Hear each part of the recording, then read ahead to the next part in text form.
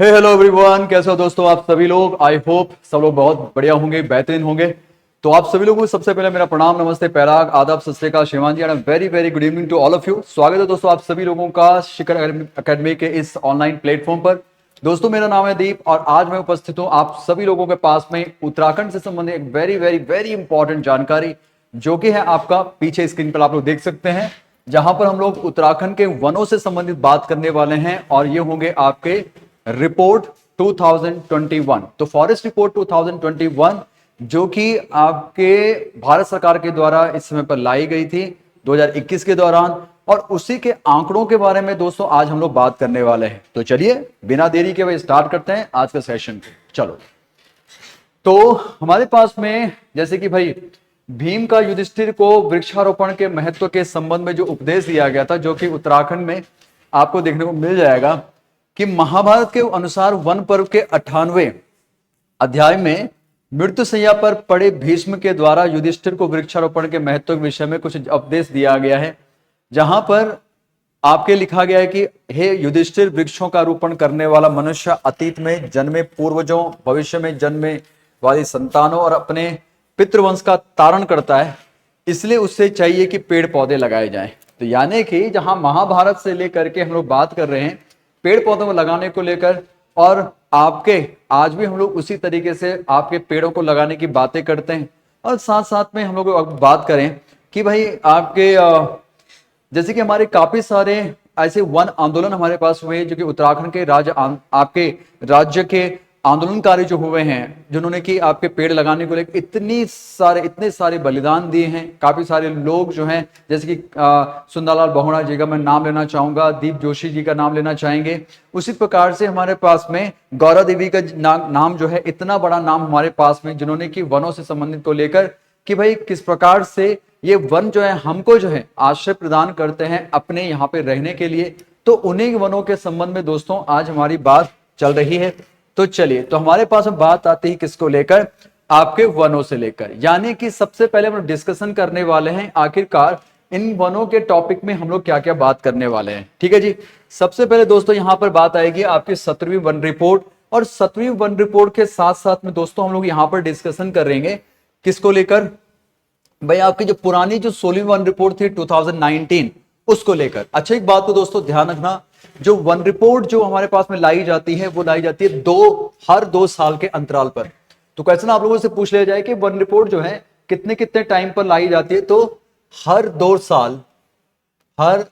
साल के अंतराल पर लाई जाती है, अंतराल पर लाई जाती है। ठीक है, क्या रिपोर्ट, कौन सी रिपोर्ट, वन रिपोर्ट। तो हमने क्या बात कर ली, वन रिपोर्ट हर 2 साल के अंतराल पर लाई जाती है। ठीक हो गया। अब हम बात करेंगे कि हम लोग किस चीज के बारे में डिस्कशन करेंगे। एक तो वन रिपोर्ट 2021 के बारे में डिस्कशन करेंगे, ऊंचाई के आधार पर वन प्रतिशत उत्तराखंड में कितना है, क्या मैटर है, उसको लेकर डिस्कशन करेंगे। वनों के प्रकार क्या है, वनों का प्रशासनिक विभाजन, वनों से लाभ, औषधियां, जड़ी बूटियां, वन नीति, वन शिक्षा, और साथ साथ में बहुत सारे मैटर जहां पे आपको देखने को मिलते हैं वनों से संबंधित। यहां पर जो वन आंदोलन दोस्तों लिखे गए ना, इसके बारे में आपको जानकारी मिलेगी जब हम लोग हिस्ट्री का टॉपिक पढ़ते हैं। तो यानी कि उत्तराखंड का इतिहास में इन सारी चीजों के बारे में पढ़ते हैं। वनों से संबंधित योजनाएं वैसे तो हम लोग यह इस वाले टॉपिक में भी पढ़ लेते हैं, और साथ साथ में जो इकोनॉमिक्स का टॉपिक होता है वहां पर भी हम लोग पढ़ लेते हैं। तो जिस हिसाब से हमें ठीक लगेगा उस हिसाब से हम लोग काम करते रहेंगे। पर फिलहाल के लिए इतने सारे टॉपिक दोस्तों आपके वनों से संबंधित यानी कि फॉरेस्ट से संबंधित आ जाते हैं। चलो जी, नेक्स्ट हम बात करते हैं यहीं पर राष्ट्रीय वन नीति व अन्य तथ्यों को लेकर चेकआउट करते हैं कि आगे का मैटर हमारे पास में क्या क्या है। तो एक एक करके चीजों को देखने की कोशिश कीजिएगा, और मैक्सिमम तौर पर दोस्तों यहां पर क्या है, चीजें जो है फैक्चुअल के तौर पर है। तो यानी कि मैक्सिमम चीजें क्या है, फैक्चुअल है। तो फैक्चुअल के तौर पर चेकआउट करते हैं। जैसे कि हमने कहा कि एक सेकेंड, राष्ट्रीय वन नीति को लेकर ब्रिटिश काल में भारत की पहली राष्ट्रीय वन नीति आपकी लॉन्च की गई थी, जो कि आपके 1894 को लेकर हमारे पास में। मैं बात कर रहा हूं दोस्तों किसको लेकर, पूरे भारतवर्ष को लेकर बात कर रहे हैं, ना कि आपके उत्तराखंड को लेकर। कुछ जानकारियां आपके राष्ट्रीय स्तर पर है, जैसे कि यहाँ पे ऊपर लिखा भी हुआ है। स्वतंत्र भारत की पहली राष्ट्रीय वन नीति कब, 1952 के दौरान आपकी लाई गई थी। भारतीय वन सर्वेक्षण की स्थापना, जहां पर हम लोग आपके सर्वे को लेकर बात करते हैं, फॉरेस्ट सर्वे को लेकर बात करते हैं, तो 1 जून 1981 को आपको यहां पर इसकी स्थापना की गई थी। कहां पर? आपके देहरादून में इसका मुख्यालय। तो आपसे क्वेश्चन पूछा भी जा सकता है कि आखिरकार आपके भारतीय वन सर्वेक्षण की स्थापना कब कर ली गई थी, तो ऐसा क्वेश्चन भी पूछा जा सकता है। तो दोस्तों ध्यान रख लीजिएगा, कब स्थापना की गई थी? 1 जून 1981 के दौरान। सारा का सारा फैक्चुअल है, उसी तरीके से चीजों को याद रख लेना भैया। नेक्स्ट बात आती है, भारतीय वन सर्वेक्षण 1987 से द्विवार्षिक रिपोर्ट जारी करता है। तो आपसे क्वेश्चन पूछा जा सकता है, जैसे कि मैंने अभी थोड़ी देर पहले ऊपर भी आपको बताया कि आखिरकार द्विवार्षिक रिपोर्ट यानी कि हर 2 साल के अंतराल पर वन रिपोर्ट आपकी लाई जाती है कि आखिरकार भारत में 2 सालों में कितनी ग्रोथ हुई है, कितनी कमी आई है, वनों में कितनी कमी आई है, वृक्षों में कितनी कमी आई है, उसको लेकर दोस्तों हमारे पास में बातें चल रही होती है। ठीक है ना। वन नीति हमारे पास जो 1988 के अनुसार देश के 33% पर भाग वन पर क्या होना चाहिए? आपके वन होने चाहिए। तो यानी कि अगर मैं स्टैंडर्ड पैमाने को लेकर बात करूं, यानी कि मानक क्या है कि वन कितने होने चाहिए हमारे पास में, तो वन होने चाहिए भाई साहब आपके 33%। इस बात को याद रखेंगे। परफेक्ट, चलो जी, बहुत बढ़िया। और इस नीति के अनुसार पर्वतीय क्षेत्र में कितने 60% व मैदान क्षेत्रों में 25% पर वन होने चाहिए। और अब हम लोग चेकआउट करेंगे कि उत्तराखंड में आपके क्या, उत्तराखंड में हमारे पास में 60% वन है कि नहीं है। क्योंकि आप दोस्तों आप सभी लोगों को एक चीज पता है कि उत्तराखंड का अगर हम लगभग बात करें या फिर कंप्लीट तौर पर भी बात करें, उत्तराखंड का 86.07% जो भाग हो गया वो किस में इंक्लूड होता है? वो आता है भाई पर्वतीय क्षेत्रों में। क्या आता है? पर्वतीय क्षेत्रों में आता है। तो जब पर्वतीय क्षेत्रों में आता है तो यानी कि सिंपल सी बात ही हो गई कि 60% एरिया इसका क्या कवर अप होना चाहिए भाई, आपका फॉरेस्ट से कवर होना चाहिए। और आफ्टर इट हमारे पास में 20% पार्ट जो है आपके, जो कि ऊधम सिंह नगर, देहरादून के इलाकों का हम एडअप कर सकते हैं। और साथ साथ में जो आपका नैनीताल के दक्षिणी वाले जो पार्ट है और हरिद्वार के जो पार्ट है, उसमें जो है कितना प्रतिशत होना चाहिए? 25% वन तो होने ही होने चाहिए। चलो जी आगे बढ़ते हैं, देखते हैं चीजों को। भारत में वनों को लेकर बात करें तो भारत में वन जो है, वन और वृक्ष आच्छादन 24.39% कुल क्षेत्रफल का।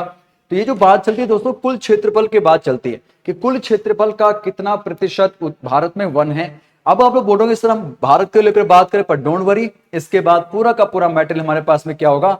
उत्तराखंड से संबंधित होगा। क्योंकि आपको थोड़ा सा क्या पता करना पड़ेगा, इसके बारे में जानकारी पता करनी पड़ेगी, कंपैरिजन करना पड़ेगा इसको लेकर। ठीक हो गया। चलो जी, तो सर्वाधिक वन क्षेत्रफल की बात करते हैं। अब आप लोग देख रहे होंगे दोस्तों जरा कि बात क्या कर रखी है, कितने प्रतिशत भाग पर वन होने चाहिए? बट एटलीस्ट हमारे पास में 33% भाग पर वन होने चाहिए। और है कितने प्रतिशत भाग पर? मात्र 24.39% भाग पर। तो ये मामला क्या चला जा चुका है भाई साहब, आपका मामला हो चुका है खराब। यानी कि हम लोग ग्रोथ तो जरूर कर रहे हैं, पर उस प्रकार के ग्रोथ नहीं हो पा रही जिस प्रकार से मामला होना चाहिए था। और ये आपका स्टैंडर्ड जो पैमाना 33% है कि भाई इतना तो एटलीस्ट आपके वन आच्छादन होना चाहिए, वन कवर होना चाहिए, पर ऐसा बिल्कुल भी है नहीं। पर ठीक है, हम लोग धीरे धीरे कोशिश कर रहे हैं, है ना, कि आपका ठीक ठाक रह जाए। चलो जी, सर्वाधिक वन क्षेत्रफल वाला राज्य मध्य प्रदेश, और प्रतिशत की दृष्टि से सर्वाधिक वन क्षेत्रफल वाला राज्य हमारे पास मिजोरम। तो कुछ आंकड़े जो अभी जो मैं आपको दे रहा हूं वो भारत के परिप्रेक्ष्य में, इसके बाद जो आंकड़े होंगे आपके उत्तराखंड के परिप्रेक्ष्य में होंगे। अगर हम बात करें वन नियम और कानूनों को लेकर, तो भारतीय वन अधिनियम 1927, भारतीय वन जहां पर उत्तरांचल ने संशोधन किया था जिस पर, जो कि था आपका 2002, वन संरक्षण अधिनियम 1980 और ट्री प्रोटेक्शन एक्ट 1976 दोस्तों हमारे पास में बात आ जाती है। ओके चलो जी, तो ये आप लोग देख लेना भाई जरा परफेक्ट ढंग से, क्योंकि ये थोड़ा सा आपके पास इंपॉर्टेंट बन सकते हैं।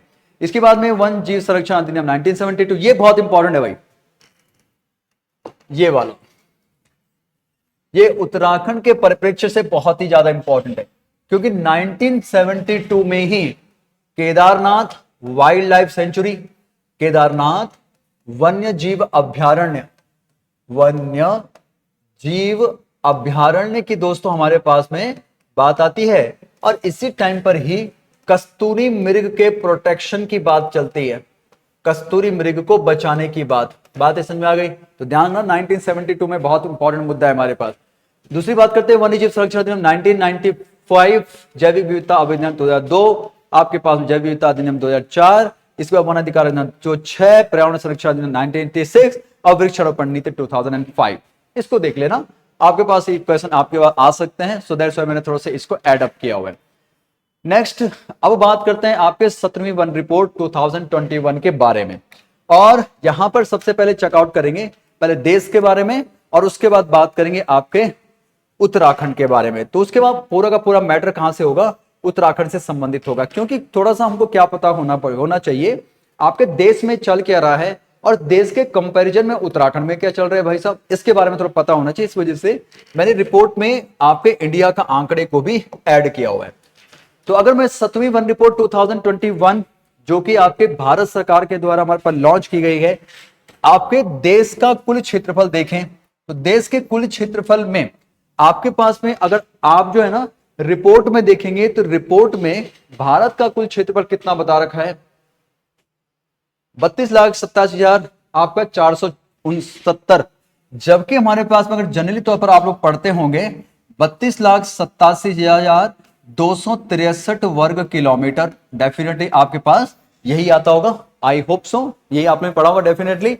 जबकि अगर रिपोर्ट की बात करें ना दोस्तों, तो रिपोर्ट में इतना दिया हुआ है आपके किसको लेकर, देश का कुल क्षेत्रफल। अगर आपने देखा होगा तो आप लोग यहां पे पता कर लिया होगा आपने। ओके चलो जी, दूसरी बात करेंगे कि अदरवाइज आपके पास में 32,87,263 वर्ग किलोमीटर भारत का क्षेत्रफल आपको देखने को मिल जाएगा। देश का कुल वन क्षेत्रफल कितना है भाई, तो देश का कुल वन क्षेत्रफल आपको मिल जाएगा 7,13,789 किलोमीटर।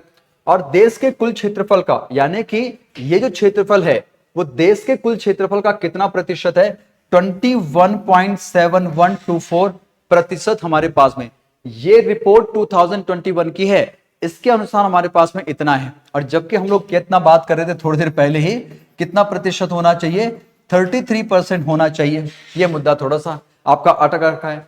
चलो जी नेक्स्ट हम बात करते हैं नेक्स्ट चीजों को लेकर। इसके बाद आपके पास राज्य के कुल क्षेत्रफल पर वन आच्छादन, अब हम बात करने वाले हैं आपके उत्तराखंड के बारे में। अब उत्तराखंड का मुद्दा कब की बात, एक तो आती है 16वीं वन रिपोर्ट 2019 में जो आपकी जारी की गई थी, और एक बात आती है 17वीं वन रिपोर्ट जो कि 2021 में जारी की गई थी। दोनों का कंपैरिजन होना बहुत जरूरी है। कभी कभी वो आंकड़ा जो है पुराने आपके सूची का पूछ लेता है और कभी कभी रिपोर्ट नई रिपोर्ट का भी पूछ लेता है, तो दोनों के आंकड़े हमको पता होने चाहिए। मैंने पूरा आंकड़े तो नहीं दिए रखे हैं इसके, पर एटलीस्ट थोड़ा सा कंपैरिजन के तौर पर हमको पता जरूर होना चाहिए कि हम कहां से कहां बढ़े हैं। तो हमने कहा कि उत्तराखंड के, अगर मैं 16वीं वन रिपोर्ट के बारे में बात करूं 2019 में, तो उत्तराखंड में कितना 1% है, तो हमारे पास उत्तराखंड में 1% है, 45.44% भाग की बात करते हैं। अगर मैं आपको वर्ग किलोमीटर में चेकआउट करेंगे तो वर्ग किलोमीटर कितना जा रहा होगा, 24,303.04%। जबकि अगर 17वीं वन रिपोर्ट में जाएंगे तो परसेंटेज तो हमारे पास में उतना ही दिखा रहा है, क्योंकि इसके बाद का मामला आता है। और अगर इसको देखें तो कितना हमारे पास में बढ़ चुका है, तो यहां पे दिखेगा 303 है और यहां पर कितना बढ़ रखा है 304, यानी कि 2 पॉइंट समथिंग हमारे पास में क्या बढ़ रखा है, आपका वृद्धि हो रखी है। कितनी वृद्धि हो रखी है, 2.09 या फिर 2.09 वर्ग किलोमीटर क्या बढ़ चुका है, वन वृद्धि हुई है दिन 2 सालों में, जो कि हमारे लिए एक अच्छी बात है। ऑब्वियसली वनों में बढ़ोतरी होना it is a very very important for Uttarakhand, क्योंकि उत्तराखंड में लैंडस्लाइडिंग बहुत होती है। और लैंडस्लाइडिंग के मामले आपको पता है कि अगर वन आपका भूमि अपरदन नहीं होना चाहिए तो पेड़ लगे हुए होने चाहिए पहाड़ों के ऊपर, ताकि पेड़ क्या करते हैं, पेड़ जो है जमीन को जकड़े रखते हैं। अब जब पेड़ जो है, मानवत आप एक आइडिया लगाइए, ये आपके पास में ये पहाड़ है दोस्तों, और इसके ऊपर पेड़ नहीं लगे हुए, इसके ऊपर पेड़ नहीं लगे हुए। और जब पेड़ नहीं लगे हुए तो अब इसके ऊपर जब बारिश गिरेगी तो डायरेक्ट बारिश गिरेगी ना, सीधे इसके ऊपर बारिश गिरेगी। और ऊपर से आप सभी लोगों को पता है कि उत्तराखंड में जो पहाड़ हैं, ये भी जो हिमालय के जो पहाड़ हैं, वो तैतीस सागर की मिट्टी से बने हुए हैं। 33, मैं 33 लिख दिया, कोई दिक्कत नहीं है, 33 सागर की मिट्टी से बने हुए हैं। और 33 सागर की मिट्टी का मतलब क्या हो गया, वही रेत को लेकर हम लोग बात कर सकते हैं। और रेत के टीले जब होंगे और टीलों पर जब उन रेत के टीलों पर यानी कि पहाड़ जो उत्तराखंड में जो हैं उन टीलों पर जब अब पेड़ ही नहीं है तो बारिश सीधा सीधा सा रेत के टीलों पर गिरेगी और रेत के टीले ढहना स्टार्ट करेंगे। इस वजह से आपने देखा होगा, आपके पास बात की जाती है कि जो रुद्रप्रयाग डिस्ट्रिक्ट हमारे पास में है, तो रुद्रप्रयाग डिस्ट्रिक्ट जो है ना दोस्तों, ये पहले नंबर पर है भूस्खलन के मामले में। अगर भूस्खलन की रिपोर्ट आप लोग देखेंगे ना तो पहले नंबर पर है रुद्रप्रयाग और दूसरे नंबर पर है आपका टिहरी गढ़वाल। तो ये आइडिया लगाओ जरा कि पूरे भारतवर्ष में उत्तराखंड के 2 जिले सबसे टॉप में। कितनी अजीब बात है। उत्तराखंड क्या, उत्तराखंड इतना पिद्दा सा, इतना छोटा सा राज्य है आपके पास में, जबकि और राज्य भी इतने बड़े बड़े, पर वहां पे लैंड स्लाइडिंग का कोई मुद्दा ही नहीं हो रहा। मैं ये नहीं कह रहा कि वहां पर होना चाहिए, पर हम जो है हम उत्तराखंड के लिए, हम उत्तराखंड के वासी एक काम जरूर कर सकते हैं कि अपने उत्तराखंड को बचाने के लिए, अपने देश को बचाने के लिए, लोगों को बचाने के लिए काम किया जा सकता है कि पेड़ों को तो ना काटें। सीधी बात होगी। अगर पेड़ अगर कट रहे हैं डेवलपमेंट के नाम पर तो एटलीस्ट और पेड़ भी लगाए जाएं, जिससे इन्वायरमेंट, जिससे एटमॉस्फेयर आपका लगातार आपका अच्छा बना रहे, संतुलित बना रहे। पर ऐसा होता जरा मुश्किल से है, पर फिर भी हम लोग बात कर रहे हैं कि ऐसा जरूर होना चाहिए। ठीक है जी, चलो जी मैं आगे बढ़ता हूं। अगर मैं वन क्षेत्रफल में प्रतिशत की बात करता हूं तो वन क्षेत्रफल में प्रतिशत में कितनी वृद्धि हुई है? 0.01%। तो आपसे क्वेश्चन पूछा जा सकता है तो याद कर लेना भाई, इतना प्रतिशत में आपकी वृद्धि हुई है। ओके, नेक्स्ट आगे बढ़ते हैं। तो 7वीं मिनट 2021 उत्तराखंड में राज्य का कुल क्षेत्रफल कितना है? तो 53,483 वर्ग किलोमीटर उत्तराखंड का क्षेत्रफल हो गया और राज्य के कुल क्षेत्रफल, कुल वन क्षेत्रफल इतना हो गया। ध्यान रख लेना भाई, आपसे क्वेश्चन पूछा जा सकता है। मैंने पूरे आंकड़े यहां पे लिखे हुए हैं तो ध्यान रख लेना। ओके, राज्य के कुल क्षेत्रफल का 45.44% हमारे पास में क्या हो जाता है यहां पर, और देश के कुल वन क्षेत्रफल का, अगर राज्य के कुल वन क्षेत्रफल का इतना प्रतिशत है तो देश के कुल वन क्षेत्रफल का उत्तराखंड में कितना प्रतिशत है? तो 23.405% हमारे पास में। तो क्वेश्चन पूछा जा सकता है, क्योंकि देश का कुल वन क्षेत्रफल कितना है, तो देश का कुल वन क्षेत्रफल है इतना, इसका कितना प्रतिशत वन क्षेत्र जो है वो आपके उत्तराखंड का है? तो हमने कहा कितना प्रतिशत है? 3.405%। नेक्स्ट हम बात करते हैं राज्य में कुल वृक्ष आच्छादन। अच्छा, एक बात को दोस्तों ध्यान रखना कि वन क्षेत्रफल और वृक्ष आच्छादन की बात क्या कर रही है। देखो, वन क्षेत्र की अगर हम बात करें ना दोस्तों, तो वन क्षेत्र तो आपका अलग हो गया और वृक्ष आच्छादन अलग हो गया। वन क्षेत्र की बात करते हैं तो वन कैसे होंगे हमारे पास में भाई? ये आपके पेड़ हो गए, ये आपके इंक्लूडेड पेड़ हैं, सीधी बात हो गई, ये आपके पेड़ हो गए। तो हमने क्या कहा, ये तो हो गया आपका जंगल, तो इसको हमने कंबाइंड तौर पर जंगल बोल दिया। परंतु पेड़ तो कभी कभी कैसा होता है कि एक खेत में यहां पर आपका पेड़ है और एक खेत में यहां पर पेड़ है, एक जगह पर यहां पर पेड़ है और एक जगह पर यहां पर पेड़ है। अब इसकी जो हमारे पास में जगह है, इसकी जो जगह है, इसकी जो जगह है, इसकी जो जगह है, इसने जो जगह जितनी घेर रखी है ना, तो उसके क्षेत्रफल को लेकर बात करते हैं कि आखिरकार कि भाई वन आच्छादन, तो ये हो गया वन कवर, यानी कि वनों के द्वारा घेरी गई जमीन, और ये होती है आपके वृक्षों के द्वारा घेरी गई जमीन। तो हमने क्या बोल दिया कि वही हमारे पास बात आ रही है कि वृक्षों के, राज्य में कुल वृक्ष आच्छादन कितना है, यानी वृक्षों के द्वारा कितना आच्छादन किया गया है, घेरा गया है। तो हमने कहा कितना? 1001 वर्ग किलोमीटर। अब आप आइडिया लगाओ, उत्तराखंड का क्षेत्रफल हमारे पास में 24,000 समथिंग जा रहा है, और उनमें से जो कि वन आच्छादन है और 1000 जा रहा है आपका वृक्ष आच्छादन, यानी कि वृक्ष हम धीरे धीरे काट रहे हैं, जिसका जो कि प्रतिशत, राज्य के क्षेत्रफल का प्रतिशत कितना है? 1.87%। और कितना वर्ग किलोमीटर में वृद्धि हुई है? 160 वर्ग किलोमीटर में क्या हुई है भाई साहब? हमारी वृद्धि हुई है। दैट्स अ वेरी गुड, तो बहुत अच्छी बात है। चलो जी, उसी के साथ में दोस्तों मैंने यहां पर क्या दिया हुआ है, कुछ आंकड़े दिए हुए हैं। इन आंकड़ों को आप लोग देखिएगा कि अल्मोड़ा, बागेश्वर, चमोली, ये पूरे के पूरे डिस्ट्रिक्ट, और साथ साथ में उत्तराखंड में जनपदवार वन आवरण दे रखा है। भौगोलिक क्षेत्रफल कितना है इन सब लोगों का, और साथ साथ में अति सघन वन, मध्यम सघन वन, खुले सघन वन, कुल क्षेत्रफल कितना हो रहा, भौगोलिक क्षेत्रफल का कितना प्रतिशत आपके या सघन वन है या फिर आपका मध्यम सघन वन है, या फिर 2019 के अनुसार कितना परिवर्तन हुआ है, सबसे ज्यादा परिवर्तन हमारे पास में कहां पर है और सबसे कम परिवर्तन आपके कहां पर। तो यहाँ पे देखिएगा, सबसे ज्यादा परिवर्तन आपको यहां पर है और सबसे कम परिवर्तन आपको यहां पर देखने को मिल रहा है। उसी तरीके से झाड़ियों को लेकर बात करते हैं। इन्हीं आंकड़ों को दोस्तों हमने क्या किया हुआ है, आपके कुछ यहां पर ढाला हुआ है, इसको चेकआउट करते हैं। ये भी थोड़ा सा रिपोर्ट आपकी जो है ये 2021 के सीधा जो आपकी रिपोर्ट आई है ना, वहीं से ही मैंने आपका इसकी कॉपी ले रखी है, तो आप इसको चेकआउट कर सकते हैं। अब राज्यों में वन विभाजन को लेकर बात करते हैं। देखो, राज्य का कुल वन और वृक्ष आच्छादन, राज्य का कुल वन और वृक्ष दोनों मिला करके, वन और वृक्ष दोनों मिला करके आखिरकार कितना कवर है आपके उत्तराखंड में, कितने वन जो है, मतलब सॉरी वन क्षेत्रफल कितना है हमारे पास। तो हमने कहा कि 26,306.13 वर्ग किलोमीटर क्षेत्रफल, जो कि राज्य के कुल क्षेत्रफल का कितना चला गया, 49.185। अब एक आइडिया लगाइए, अब हमने क्या बात बोली थी कि पर्वतीय क्षेत्रों में कितना होना चाहिए, 60% होना चाहिए अकॉर्डिंग आपकी जो नीति है, भारत की जो पॉलिसी है उसके अकॉर्डिंग। तो हमने कहा कि कितने परसेंट, पर्वतीय भाग में 86% होना चाहिए, सॉरी 86 कह रहा हूं मैं, 60% होना चाहिए, और मैदानी भागों में 25%।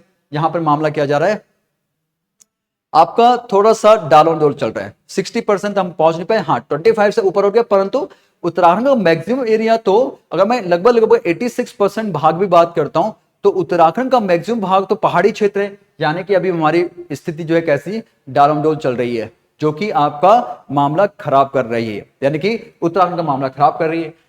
अब चलो जी नेक्स्ट हम बात करते हैं जिलों का वन आवरणीय क्षेत्रफल घटते क्रम में। तो यहां पर मैंने जो आपको दिया हुआ है ना दोस्तों, तो ऊपर तो पूरी बेल्ट आपको मिल चुकी है, पूरा का पूरा मैटर मिल गया।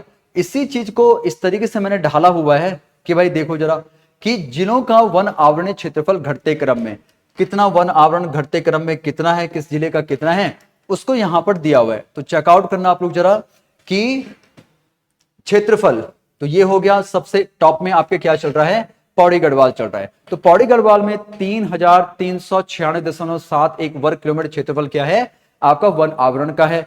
सेकंड नंबर पर नैनीताल चल रहा है, तीसरे नंबर पर आपका उत्तरकाशी चल रहा है, चौथे नंबर पर चमोली चल रहा है, और पांचवें नंबर पर हमारे पास में पिथौरागढ़ चल रहा है। आपसे सीधा सीधा सा इसी तरीके से क्वेश्चन पूछे जाते हैं, तो ध्यान रख लेना जरा, तो आपके पास में टॉप से लेकर के इस तरीके से, और तब हमारे पास में क्या आता है दूसरा। अब बात आती है आपके बढ़ते क्रम में, यानी कि सबसे कम से लेकर के सबसे ज्यादा की हम लोग बात करते हैं, यानी कि 5 हमारे पास में।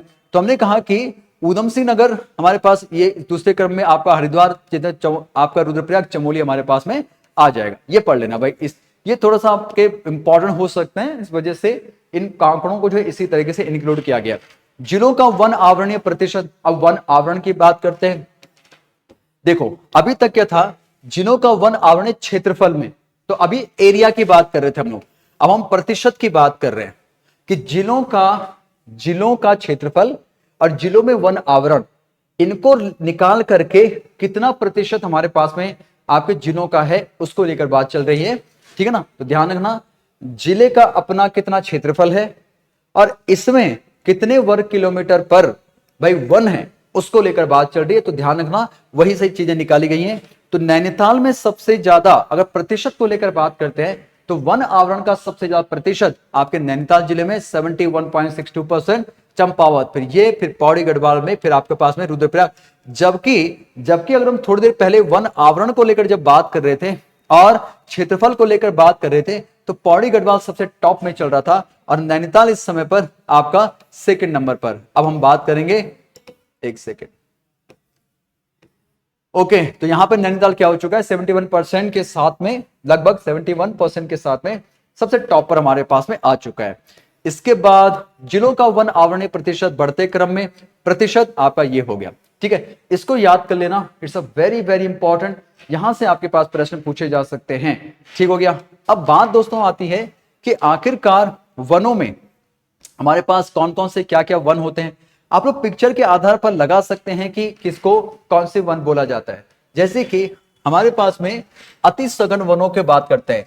अति सघन वनों को देखिएगा आप लोग जरा कि नीचे जो जमीन है ना दोस्तों, वह जमीन भी आपको दिखाई नहीं दे रही ऊपर साइड से, यानी कि जो पेड़ हैं वो पेड़ बहुत नजदीक नजदीक हैं, इस वजह से जंगल बहुत ज्यादा भरा भरा पड़ा है। इनको बोला जाता है, ध्यान कर लेना भाई, इनको इंग्लिश में कहते हैं high dense forest. High dense forest, high dense forest का मतलब जो जो वन जो है, जिस जो वन और जिस जिस वन में पेड़ जो है बहुत नजदीक नजदीक है, घने बसे हुए हैं, इनको हाई डेंस फॉरेस्ट यानी कि अति सघन वन के नाम से आपका पुकारा जाता है। और इसी में हम लोग बात कर सकते हैं सामान्य सघन वन। देखो, पेड़ जो है एक दूसरे से बहुत दूर दूर, मतलब इतने दूर तो नहीं परंतु दूर दूर हमारे पास हैं। ऊपर से जब आप इनको देखेंगे ना तो इतने ज्यादा आपके लगेंगे नहीं, यानी कि सघन नहीं लगेंगे ज्यादा। इस वजह से हमने इनको क्या बोल दिया, सामान्य सघन है तो जरूर पर इतने नहीं है जितने कि आपके बगल वाले यहां पे पता चल रहा है एकदम घना बसा हुआ है। ठीक हो गया ना। इनको क्या बोला जाता है, सामान्य सघन वनों के नाम से आपको पुकार लिया जाता है। अब नेक्स्ट हमारे पास बात आती है आपके खुले वन, यानी कि ऐसे ऐसे क्षेत्र जहां पर वन तो हैं परंतु ज्यादा क्लोज क्लोज वृक्ष नहीं है। So that's why those names are आपका खुले वन। तो यानी कि इनको बोला जाता है ओपन फॉरेस्ट।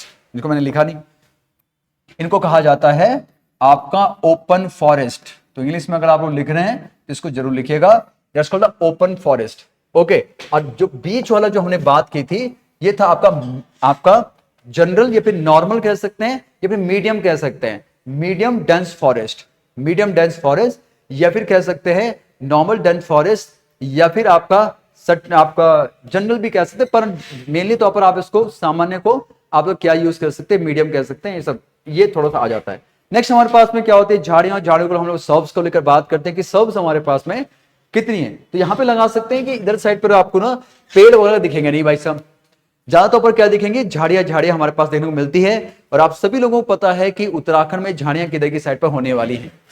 तो जैसे कि आप सभी लोगों को पता है, हम इजरान भूमि को लेकर बात करते हैं कि जमीनों को हम बांटते हैं। उत्तराखंड में जमीनों को बांटना, और उत्तराखंड में जो जमीनों को जो टॉप वाले एरियाज होते हैं, जैसे कि हम लोग जब फॉरेस्ट का मामला देखते हैं और जहां पर भाई ऐसा देखा जाता है कि बुग्यालों का क्षेत्र हम लोग ज्यादातर देखते हैं, और साथ साथ में बंदोबस्त को लेकर जब बात करते हैं तो आप सभी लोगों को पता होगा कि हम लोग क्या बांटते हैं, अपने जमीनों को बांटते हैं। जो सबसे नीचे वाली जमीन होती है इसको तलाओं के नाम से पुकारते हैं। दूसरी वाली जमीन को हम जो है दो पार्ट में डिवाइड करते हैं। एक ये वाली जो जमीन होती है इसको नाम पुकारा जाता है ऊपरी, अच्छा ऊपरी कह रहा हूं मैं, अव्वल उपरांव, आपने नाम भी सुना होगा अव्वल उपरांव। और एक नाम आता है दोस्तों हमारे पास, इसको कहा जाता है दोयम उपरांव। और एक दोयम उपरांव हो गया, और एक और नाम हमारे पास आता है दैट्स कॉल्ड, इसको कहा जाता है आपका इजरान। और एक नाम आता है आपका इजरान हो गया दोस्तों, और इसको कहा जाता है कंटील भूमि। यानी कि इजरान और कंटील को आप लोग साथ में यूज कर सकते हैं जहां पर झाड़ियों को लेकर बात आती है और कंटीली झाड़ियों को लेकर बात आती है। तो यानी कि हम कहीं ना कहीं इसके बारे में डिस्कशन कर रहे हैं कि आखिरकार यहाँ पे पेड़ क्या हो जाता है, पेड़ नहीं पाए जाते हैं, और जो मिट्टी पाई जाती है वो बजरी वाली जमीनें हमारे पास पाई जाती है। ठीक है, जब आप मिट्टी का टॉपिक पढ़ते हैं ना, इसको यहाँ पे देखने को मिल जाता है आपको। ठीक हो गया, चलो जी फिर मैं आगे बढ़ता हूं। अब वनों को लेकर बात करते हैं। तो देखिएगा दोस्तों जरा, वनों को हम कितने पार्ट में, अति सघन वन, मध्यम सघन वन, खुले वन और झाड़ियां। अति सघन वन जिसको कि हमने क्या बोला, हाईली डेंस फॉरेस्ट बोला, हाईली डेंस फॉरेस्ट। दूसरी हमने मध्यम सघन वन, मीडियम डेंस फॉरेस्ट। तीसरा था खुले वन, इनके ओपन फॉरेस्ट। और लास्ट में झाड़ियां आती है जिसको कि शब्द के नाम से हम लोग पुकारते हैं। तो यानी कि अगर मैं उत्तराखंड को लेकर बात करता हूं तो उत्तराखंड में अति सघन वनों का क्षेत्रफल कितना है आपका, इतना। प्रतिशत कितना है इसका, तो ये हो जाता है। मध्यम सघन वन कितने हैं तो इसका प्रतिशत कितना है, खुले वन कितने तक प्रतिशत कितना है, और आपके पास में झाड़ियों को लेकर बात करते हैं इनका प्रतिशत हमारे पास में कितना है।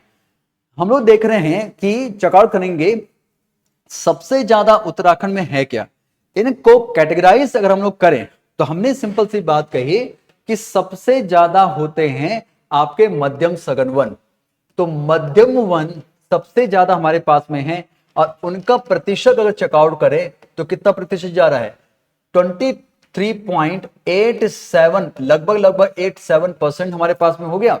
इसके बाद सेकंड नंबर पर अगर हम दोस्तों देखेंगे तो खुले वन हमारे पास हो जाएंगे, खुले वन आ जाएंगे। और खुले वनों की प्रतिशतता देखेंगे तो हमारे पास में कितना हो जाएगा, इतने प्रतिशत आ जाएंगे। और अति सघन वनों का क्षेत्रफल के आधार पर प्रतिशत देखा जा रहा है दोस्तों, इस बात तो ध्यान रखना, और तब जाके हमारे पास में इतना मामला आ जाएगा। और आफ्टर इट हमारे पास ये, तो यानी कि प्रतिशत के आधार पर मध्यम सघन वन क्षेत्रफल में हमारे पास कितने हैं, इतने हमारे पास आ जाते हैं। ठीक है, इस चीज को थोड़ा ध्यान रखना बजे।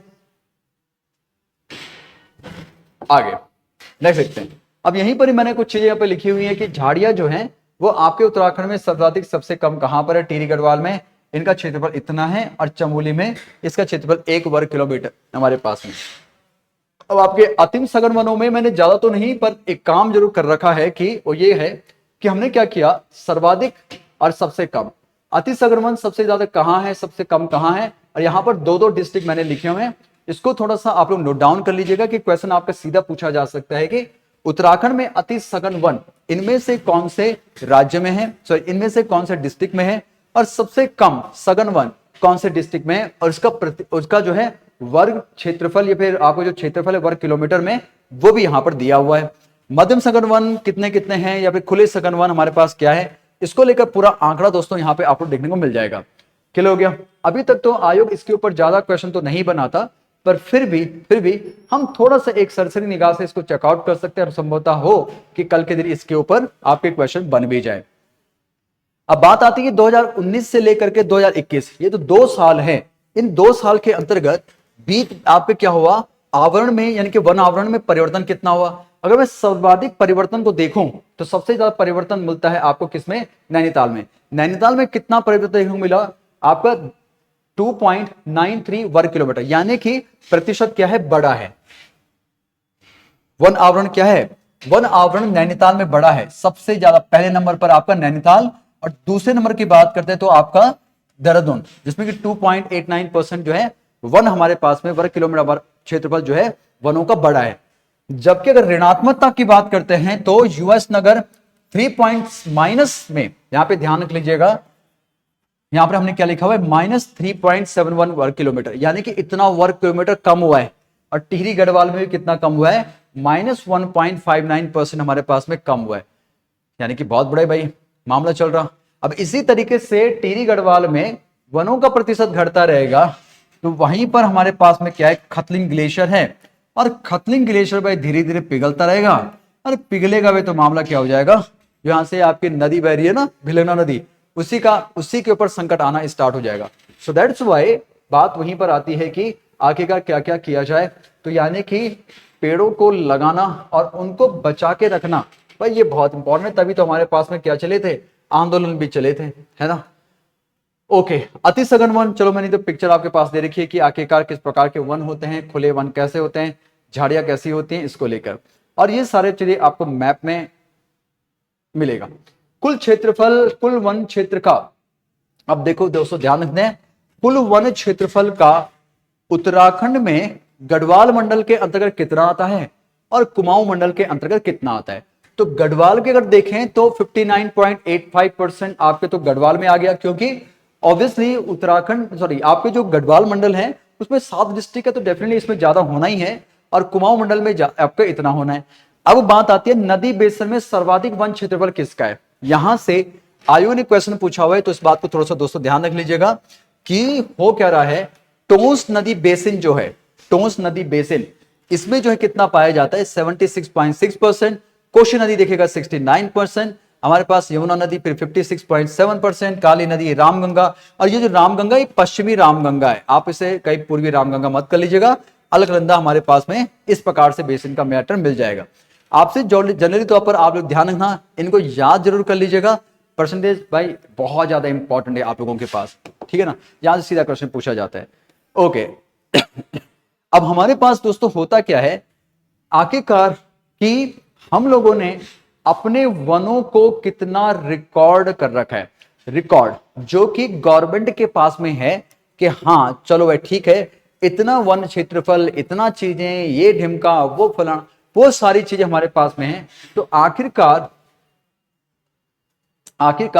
क्या है रिकॉर्ड वन क्षेत्रफल, जिसका चलो ऐसे जिसे राज्य सरकार वन क्षेत्र घोषित कर चुकी है। रिकॉर्ड वन क्षेत्र जैसे कि मैंने बोला कि जिसे राज्य सरकार के द्वारा क्या घोषित कर दिया गया है, वन क्षेत्र घोषित कर दिया गया, उसको रिकॉर्डेड वन क्षेत्रफल के अंतर्गत रखा जाता है। चाहे उस पर हमारे पास में वन हो या फिर ना हो, चाहे उस पर वन हो या ना हो, उससे कोई फर्क नहीं पड़ता। यानी कि हम लोग बात क्या कर रहे हैं कि माना बात हमारे पास में ये वाला जो एरिया है ना दोस्तों, ये तो चलो ठीक है, ये तो वन वाला है, ये वन हो गया, तो हमने क्या कर दिया, इस वाले एरिया को वन क्षेत्रफल घोषित कर दिया।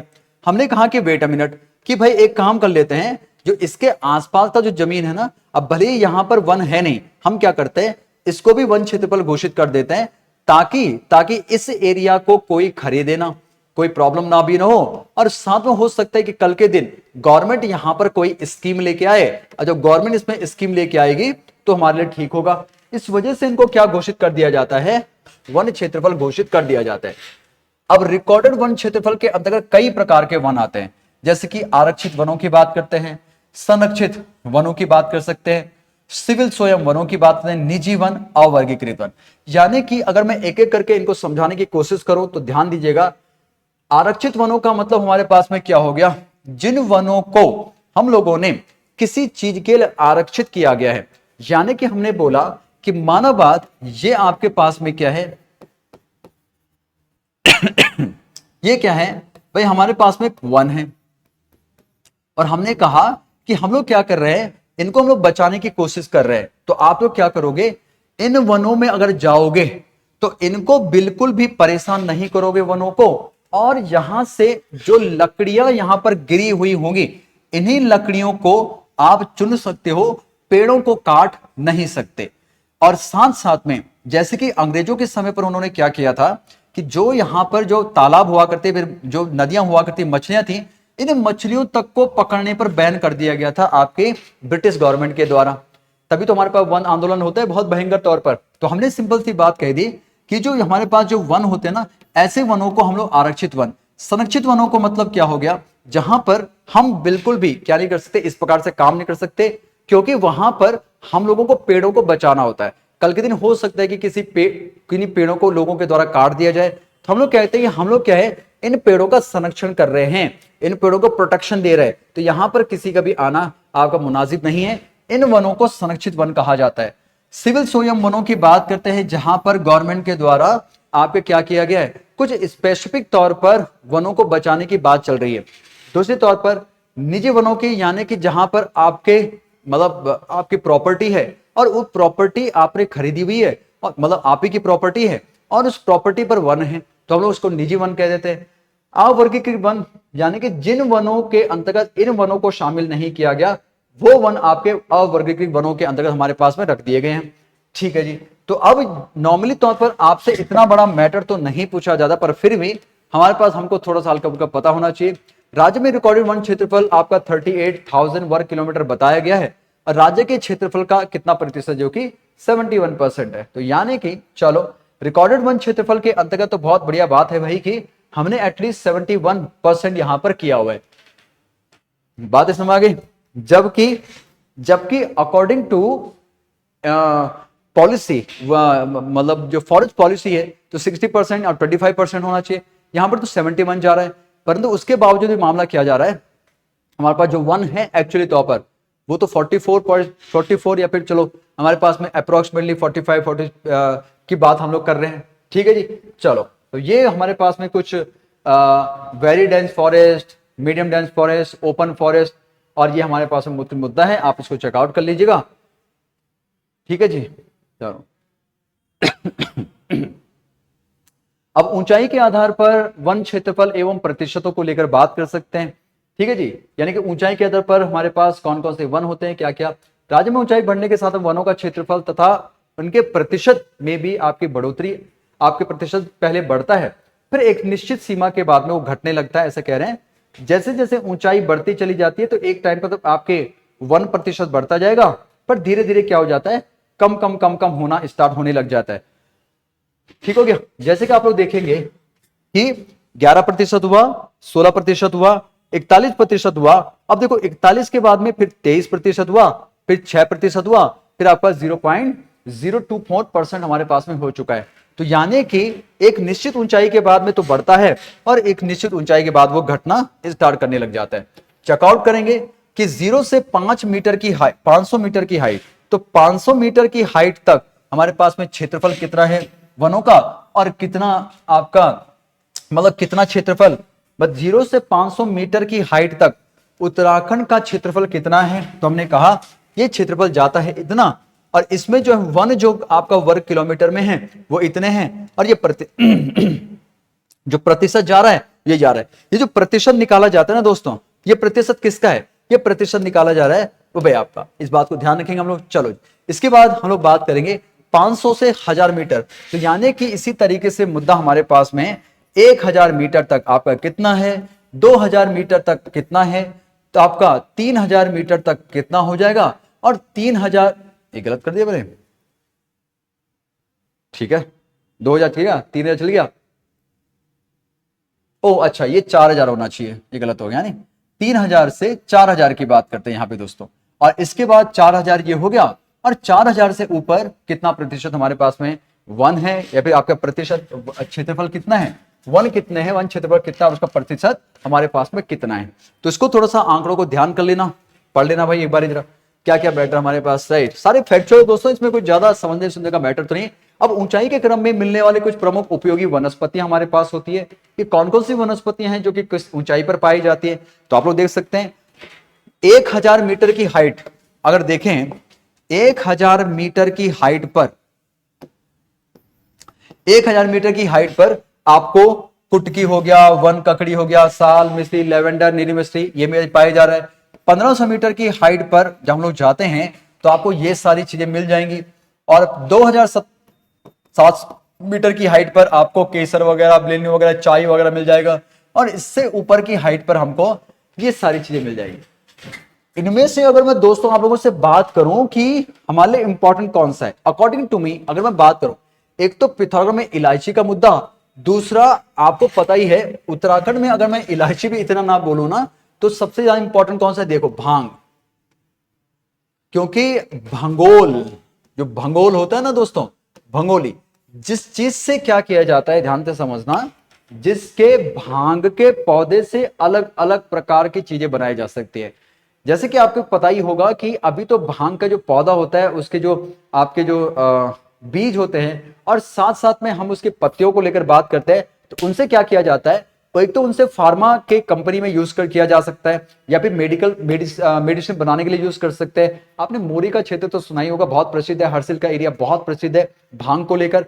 साथ साथ में हम बात करते हैं कि इनके रेशों से जो ये पौधा होता है, इसके जो आपका तना होता है, इसके तने को भाई अलग तरीके से और कपड़े में भी यूज किया जा सकता है, जैसे कि आज संभवतः आपने सुना भी होगा इस चीज को लेकर।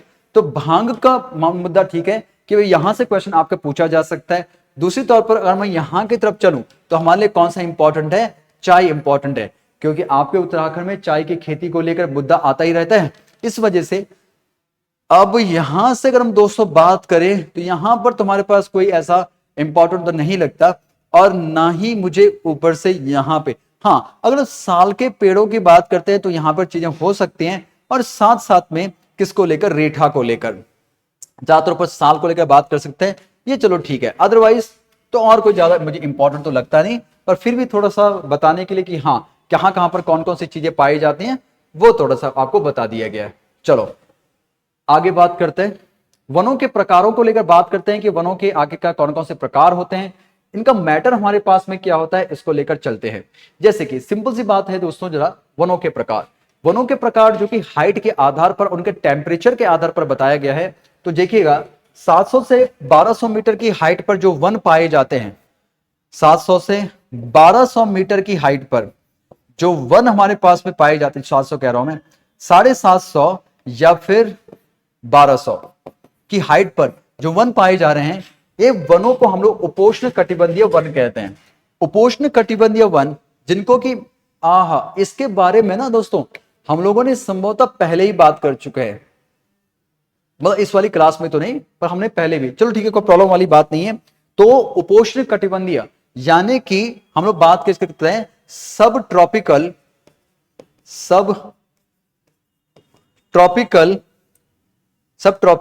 फॉरेस्ट, सब ट्रॉपिकल फॉरेस्ट, यानी कि वे आपके पेड़ पौधे या फिर वे जंगल जो कि ज्यादा टेम्परेचर पे नहीं बट आपके कम टेम्परेचर पे क्या करते हैं, अपने आप को पोषण प्रदान करते हैं, फिर पोषण लेते हैं, उनको उपोष्ण कटिबंधीय पौधों के आपके वनों के नाम से पुकारते हैं। अभी इनके बारे में हम लोग जो डिटेल में बात करें, पर फिलहाल के लिए उष्ण कटिबंधीय शुष्क वन, आपके पास में उष्ण कटिबंधीय आर्द्र पतझड़ वन, कोटधारी वन, पर्वतीय शीतोष्ण वन, उप अल्पाइन वन, उप अल्पाइन झाड़ियां और टुंड्रा वनस्पतियां। यहां पर दोस्तों एक बात को ध्यान रख लीजिएगा कि आपके लिए एक तो कोणधारी वन हमारे लिए बहुत ज्यादा इंपॉर्टेंट है, जहां पर आपके पास में कैसे पेड़ पाए जाते हैं, इस तरीके से पेड़ पाए जाते हैं, जैसे कि गर्ल्स के द्वारा ये स्टेप कट के बाल के होते ना, जिनको कि कॉनिकल शेप के वन बोला जाता है, कॉनिकल शेप के, ठीक है ना। इसमें जो सबसे ज्यादा इंपॉर्टेंट है हम उसके बारे में डिस्कशन कर रहे हैं, कॉनिकल शेप के वन, यानी कि हम ऐसा बात कर सकते हैं जैसे कि चीड़ के पेड़। तो चीड़ के पेड़ जो कि उत्तराखंड में सबसे ज्यादा हैं, वो कहां पाए जाते हैं, वो पाए जाते हैं आपके 900 से 1800 मीटर की हाइट पर। तो 900 से 1800 मीटर की हाइट पर कौन पाया जाता है, कोणधारी वन हमारे पास पाए जाते हैं, लेकिन चीड़ के पेड़ इतनी ऊंचाई पर पाए जाते होंगे। बात इसमें आ गई। उसी प्रकार से और भी काफी सारे पाइन देवदारों के पेड़ों की हम लोग बात कर सकते हैं, देवदार के पेड़ों की, ठीक ना। उसके बाद बात आती है आपकी अल्पाइन झाड़ियां, जहां पर हम लोग अभी थोड़ी देर पहले ही बात कर रहे थे इजरान भूमि को लेकर, और अल्पाइन ज्यादातर पर हमारे पास कौन से, जैसे कि बुग्यालों को लेकर बात करते हैं दोस्तों। तो अल्पाइन पास्चर्स भी हम लोग कहते हैं, बुग्याल वाला इलाका भी होता है, जहां पर 3 से आपके 3000 और 3600 मीटर की अगर मैं बात करता हूं, इतनी ऊंचाई के नीचे नीचे हमारे पास, वैसे तो हम लोग बुग्यालों को लेकर बात करते ही हैं कि भाई कितनी ऊंचाई से कितनी ऊंचाई पर पाए जाते हैं, पर जनरली तौर पर आपके ये घास के जो मैदान, जिनको कि बुग्याल के नाम से हम पुकार रहे हैं, आपके इतनी ऊंचाई पर पाए जाते हैं। टुंड्रा तुल्य वनस्पतियों की बात करते हैं कि वे वनस्पति जो कि बहुत ठंडे जलवायु में आपकी पनप सकती है, उन वनस्पतियों की बात करें, बहुत ही ठंडे, है ना। ऊपर के आपने बांझों के अगर मैं बात करता हूं, तो बांझ तो खैर आपके मध्य हिमालय की साइड पर इतने ज्यादा ठंडे वाले इलाकों में नहीं पाए जाते, पर फिर भी हमारे पास फर फूर के आपने चीजें देखी होगी, तो वहां पर हमारे पास ये वनस्पतियां पाई जाती हैं, ठीक है। चलो आगे देखते हैं जरा मैटर को लेकर। तो ऊंचाई के क्रम में बढ़ते हुए वन, साल, सागौन, चीड़, देवदार, भोजपत्र, ये थोड़ा सा दोस्तों ध्यान रख लीजिएगा, ये भोजपत्र है, यहां से क्वेश्चन आपके पूछे जा सकते हैं। और भोजपत्र राज्य के हिमालय क्षेत्र में पाए जाते हैं, जिसे बर्च कहा जाता है। उत्तराखंड में वनों के प्रकार की अगर बात करते हो तो 8 प्रकारों से वनों को आपका विभाजित किया गया है। वृक्षों के प्रकार की बात करते तो 112 प्रकार के वृक्ष आपके उत्तराखंड में पाए जाते हैं। यहां से अगर आपसे क्वेश्चन पूछ लिया जाए तो चीजों को ध्यान जरूर रख लीजिएगा, तो आपसे हो सकता है कि थोड़ा सा इंपॉर्टेंट हो जाए। इसके बाद हम बात करेंगे आपके नेक्स्ट क्लास में दोस्तों, हम लेकर चलेंगे इसको, जो कि होगा आपका, जहां पर हम लोग डिस्कशन करेंगे आपके बांज वृक्ष को लेकर, और काफी सारे वृक्ष आपको दोस्तों यहाँ पे मिल जाएंगे। उपोष्ण कटिबंधीय वन, यानी कि जिनको लेकर मैं अभी बात आप लोगों से कर रहा था कि इसके बारे में डिस्कशन करेंगे, तो हमारे पास में क्या होता है ये आपके आ जाएंगे।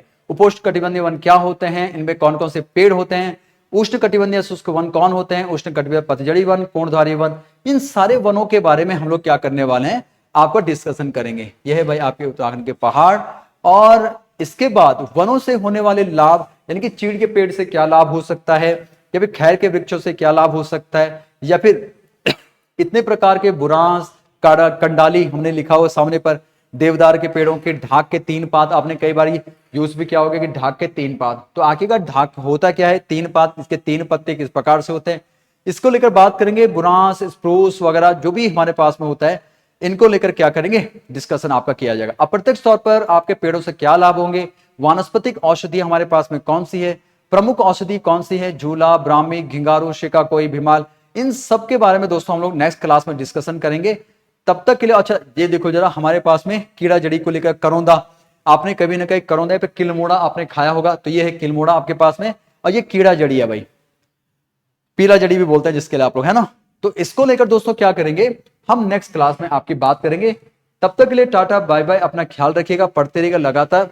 बहुत सारे एग्जामिनेशन अभी आपके बस सामने पर आपका वेट कर रहे हैं, तो बढ़िया ढंग से तैयारी रखिएगा अपनी। फिर मिलेंगे आप लोगों से किसी नेक्स्ट क्लास में, तब तक के लिए टाटा बाय बाय। दोस्तों मेरा नाम है दीप और आप मुझे देख रहे हैं इस समय पर, आवाज का प्रॉब्लम, ओके, शिखर एकेडमी के आपके इस ऑनलाइन प्लेटफॉर्म पर। Thank you so much guys, bye bye, take care, ख्याल रखें।